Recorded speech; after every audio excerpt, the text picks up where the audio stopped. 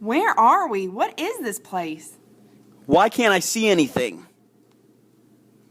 How did we get here? Mommy? Ah!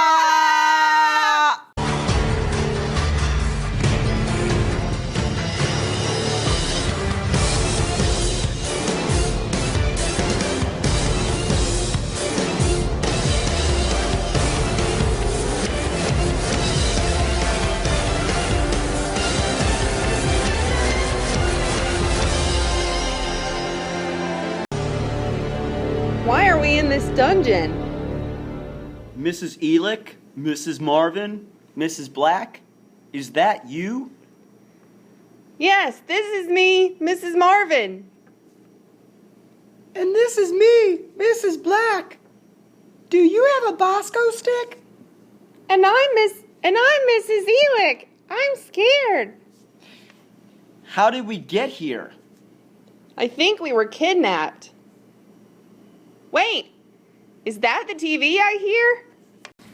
Lancaster teachers, you have spent your careers preparing students for the OGT without thinking about how they feel. Now it is your turn to take the test. You must answer 10 questions correctly to leave this room alive. Let the game begin. Question 1. How do you define an unknown word in a text? You use context clues and look at words around the unknown word? Question 2. What are the 3 persuasive appeals? The appeal to reason, the appeal to emotion, and the appeal to authority. Question 3. What does it mean when the question asks about the author's purpose? I hope I get this right. Their intention of writing or why they wrote that piece? Question 4.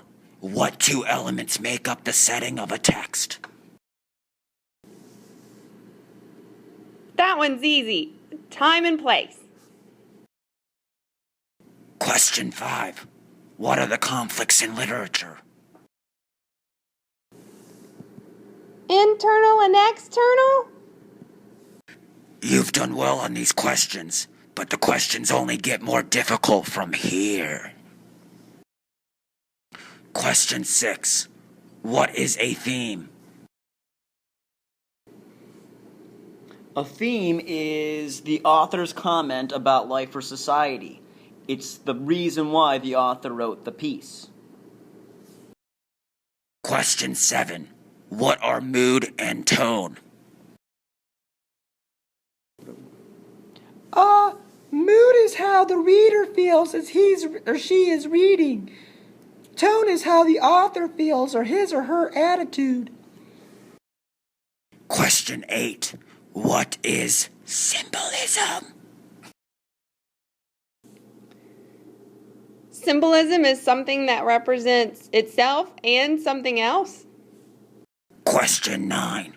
What is the difference between foreshadowing and flashback? Foreshadowing is when the author gives hints about what will happen later in the story. Flashback is when they reflect on events that happened previously. Question 10. What are the 3 types of irony? Unicorns? Bosco sticks.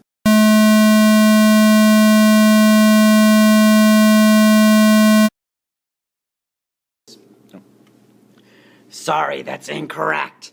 Your time is up.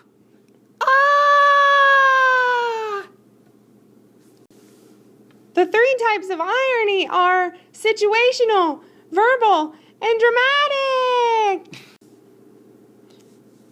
Hey gang, what you doing? The door's wide open. Yay!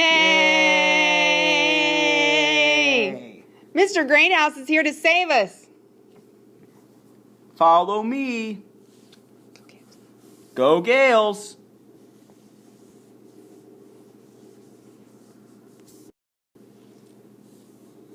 Yay. Yay! pass Jigsaw's OGT. Yay! Yay! Here are some final test-taking tips. Before we begin talking about 2 and 4-point questions, let's review how to attack multiple choice questions. Before you begin, preview the test. This allows you to budget your time. You will have 2 hours to take this test. If you preview the test, this allows you to allot your time to certain passages. Next, read the questions first. It allows you to know what to look for as you read the selection. Afterwards, read the passage and underline parts you believe will help you answer the question. And finally, answer the question. Make sure before you select your answer that you have thoroughly read A, B, C, and D. Now, 2-point questions typically require 2 parts. The first thing you should do is answer the question as stated. Then, give a plot detail that supports why you wrote that as your answer. Now, the 4-point questions typically require 4 parts. The first thing you should do is answer the question. Then, give 3 plot details that support your answer. Between plot details, make sure that you use transitions like also, next, and finally to support organization. Read each question carefully, take your time, and good luck.